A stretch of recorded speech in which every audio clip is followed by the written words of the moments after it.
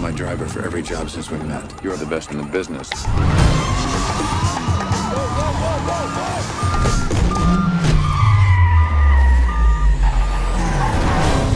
I'm gonna need you behind the wheel again. One more job and I'm done. One more job, and we're straight. Hey. Why is he listening to music all the time? He had an accident when he was a kid. He's got mental problems? I'm the one got the mental problems in the crew. Position taken. What is your name? Baby. Your name's Baby. B-A-B-Y, baby. In this business, the moment you catch feelings is the moment you catch a bullet. Hello, we are all here. Well, 3 of us are here for the hotly awaited Baby Driver. Whenever I hear that, I always think of Holy Diver. I think Baby Driver. Hold me closer, baby driver. Right, yeah, Oh, okay. I think of the actual song, the Simon and Garfunkel. You know. Okay. We all have different cultural touchstones, as does Edgar Wright. He has many, many, many. So everyone loves this movie. Will you please describe it for us, please? Yes, Baby Driver, not a sequel or prequel to Boss Baby.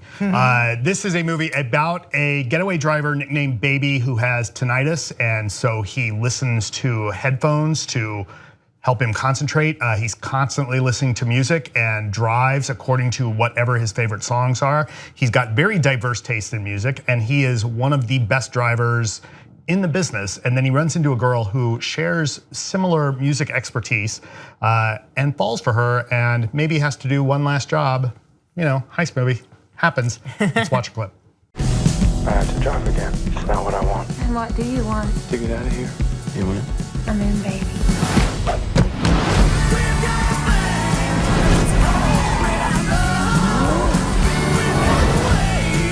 We are 24 hours from being descended upon by this entire city. Have you been talking about us? Supposed to squeal on the road, not to the cops. We're getting out. I have to end this. What's happening, baby?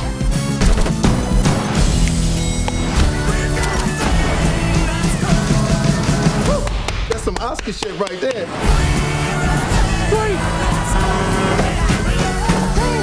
Song's over, baby. So could anything possibly match the hype that exists for Baby Driver? No. It premiered at South by Southwest. Yeah. Everyone went crazy. Which is the perfect place for it. The reviews were pretty dang effusive. I'm gonna let y'all talk and I'll Okay, later. right, because Alonzo doesn't like this movie as much as we do. I think it's fun. As a car person, I want to know from your perspective as a car person, how is this? It's pretty good. Yeah. It's pretty good. The driving and action scenes are really, really fun. And you know, it's one of the things that you see is that yes, there's the time for the specific car they need, and then there's the time for the car that will blend into traffic, and it's smart about that. It's got a lot of fun stuff going on, and this is a movie that very much benefits from Wright's style of direction that, you know, uses these editing rhythms to the music, and it's really fun that way. I'm more impressed with the music choices. There's a lot of kind of deep cuts here. Maybe not that I'm complaining, but it's real focused on kind of a 60s and 70s kind of funk R&B sensibility, almost to the exclusion of almost anything else. But that fits what's going on here in a lot of ways. And I think There's that a retro fits vibe fine. here in a lot of And ways. I think that's fine, but there are a couple of moments where I start thinking, surely Baby knows something that came out within the last 5 years.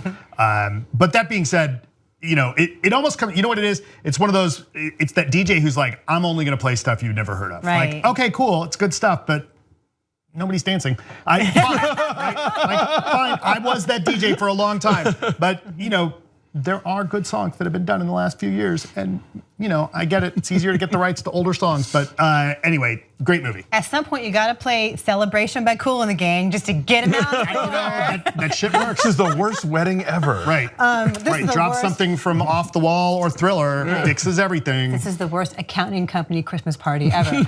No, so I had a blast at this, and it's been said in every single review, and it has to be just the care that is taken to like choreograph and edit this to the beat of the music, from everything from like them getting out of one car and into the next car. Like he really carefully, like painstakingly made sure that every beat matched. Before you saw, I described it to you as being like umbrellas of Cherbourg. And I think it really is in that people's lives and people's decisions that they make are all informed by the beat and all informed by the music. I mean, Baby especially in a very conscious way, but everybody else is part of his universe, and so they're all in sync with it as well. Right. The early bit with, sorry to interrupt, the early bit with Harlem Shuffle is a great example of that, right? Because you start to realize that there's signs and graffiti that are echoing parts of the song. Yeah. Right, which I thought was right and placed in frame just at the right point where you're catching them, or at least I was catching them right as you're hearing it in the song. And I thought it's almost right showing off at that point, right? Why not though? Right, if he has that in his repertoire, have fun with that. You know, all of those fun, quick cut bits that you see in previous movies of his, you know, especially with Shaun of the Dead and Hot Fuzz. This is kind of a whole movie of that. The difference being that I think with those movies, they begin life as one genre and then morph into another, right? This is sort of a hodgepodge of everything, like this wonderful, awesome stew. I mean, you see a lot of Tarantino's influence here, in that you have, you know, entire scenes of people just sitting in a car and talking, you know, and the banter is snappy and back and forth. It's a musical heist movie. Yeah, it's every last job movie, as you put it. You know, the one last job and then I'm out. And so it's got a lot of influences, but he makes it his own with its own thing, and the cast is great. I mean, Kevin Spacey is Kevin Spacey being low key and intimidating, which he does beautifully. Ansel Elgort and Lily James are sort of beautifully, softly adorable, and so their vibe gives it like a film noir kind of vibe. Anyway, Alonso's just biding his time. I wish you guys could see Alonso off camera, just looking at me and tapping his fingers, kind of like Ansel Elgort tapping his fingers. He's hearing everything I'm saying to the beat. Go. People ask me about this movie and I'm like, statistically, you will like it because everybody likes this movie. I get that everybody likes this movie. I'm not trying to be a contrarian. Armand White likes this movie, all right? And then we have it wrong. And it just didn't work for me. And I love what it is on paper, like the idea of an Edgar Wright action musical, like sure, yeah, sign me up. I like all of that. That all sounds great. And just from the get-go, I was like, it was not working for me. I didn't think it was clever. I didn't like the style of it. I didn't think it was doing what he wanted it to be doing. The scenes that you guys are describing, like, yeah, I know that's what he was going after, but it didn't register with me at all. And that's clearly my failing if everybody else loves it, but it didn't. None of it registered with me. A music hater. Right. And yes, I hate music. Do you hate cars and then, fun and you know, music? and also like I gave zero fucks about the characters, and it's like and I didn't want deep, rich characters here. But I need in a movie like this, I have to have enough interest in the people in the car that I care if they're going to get out of the car, that I care if they're going to arrive at their destination, why they need to get to the place they're going, and why they have to get there that quickly. Like just a tiny, basic, rudimentary, like Bullet has to save, you know, Jackie Bissett from the gangster so she can testify. Boom, that's it. That's all I need. And I didn't get any of that. Ansel Elgort is a big glass of milk, you know? Like, yes, you could put a broom with a smile face painted on it and gotten the same performance. There's nothing going on there. What he's doing is understated and tough. It's a physical performance, but it's a matter of timing.